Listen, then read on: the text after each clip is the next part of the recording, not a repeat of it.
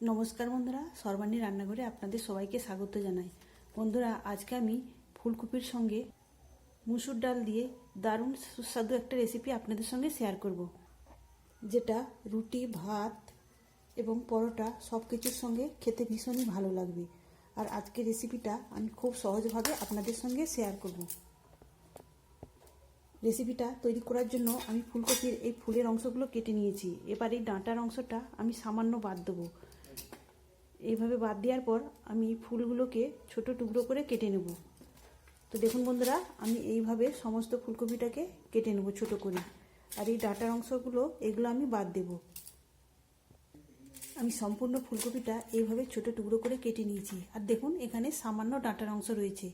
এখন আমি পরিষ্কার করে ফুলকপিগুলোকে ধুয়ে নেব। ধুয়ে নেওয়ার পর আমি ভাপিয়ে নেব 2 মিনিট।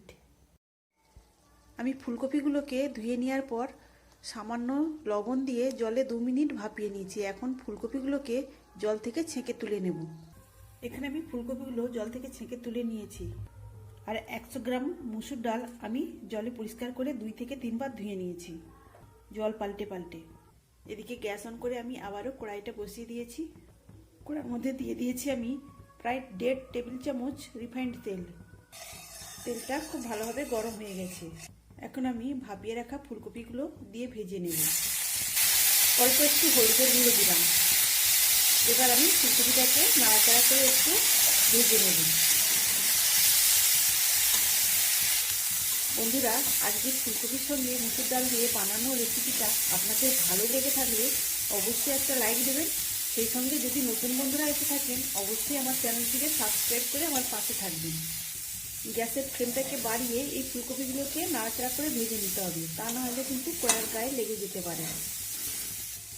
ফুলকপিগুলোকে আমি প্রায় মিনিট 3 নাড়াচাড়া করে ভেজে নিয়েছি। আর বেশি নাড়াচাড়া করব না। আমি এখন ফুলকপিগুলোকে তুলে নেব।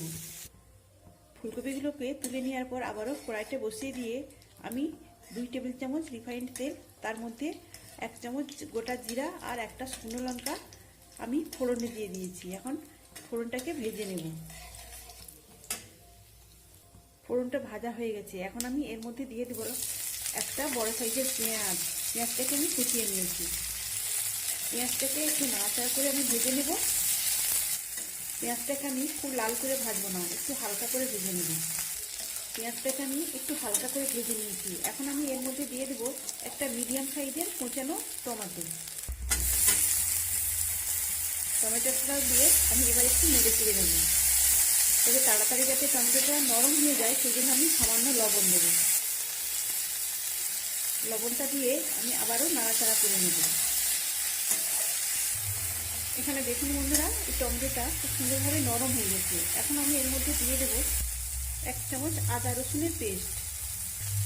এই আদা রসুনের পেস্ট দিয়ে আবারও একটু নাড়াচাড়া করে নেব।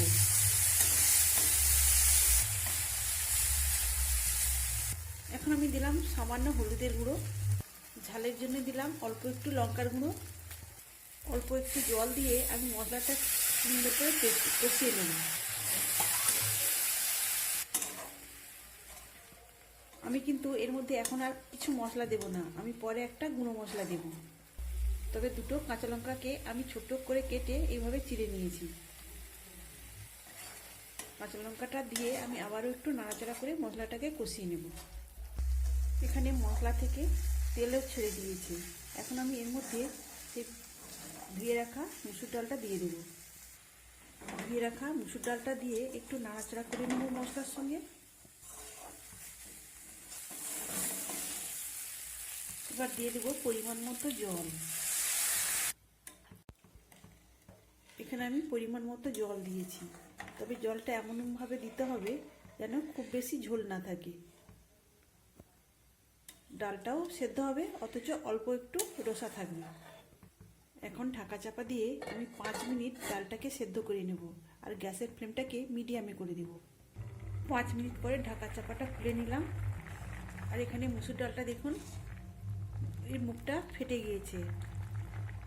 তো এবার আমি এর মধ্যে সেই ভেজে রাখা ফুলকপিগুলো দিয়ে দেব। ফুলকপিগুলো এখন আমি ডালের সঙ্গে ভালো করে নাড়াচাড়া করে মিশিয়ে দেব। ঢাকা চাপা দিয়ে আবারও 5 মিনিট রেখে দেবো, তাতে মুসুর ডালটা আর ফুলকপিটা খুব সুন্দরভাবে সিদ্ধ হয়ে যাবে। তবে তার আগে আমি একবার নাড়াচাড়া করে নেব। বন্ধুরা, আমি 5 মিনিট পরে ঢাকা চাপাটা খুলে নিয়েছি, তবে মাঝে একবার আমি একটু নাড়াচাড়া করে দিয়েছিলাম। আর এখন ডাল এবং ফুলকপিটা খুব সুন্দরভাবে সেদ্ধ হয়ে গেছে। এখন আমি দিয়ে দেবো একটা গুঁড়ো মশলা। এই গুঁড়ো মশলার মধ্যে রয়েছে জিরা, ধনিয়া আর গরম মশলা ড্রাই রোস্ট করে গুঁড়ো করে নিয়েছি। 1 চামচ দিয়ে দিলাম।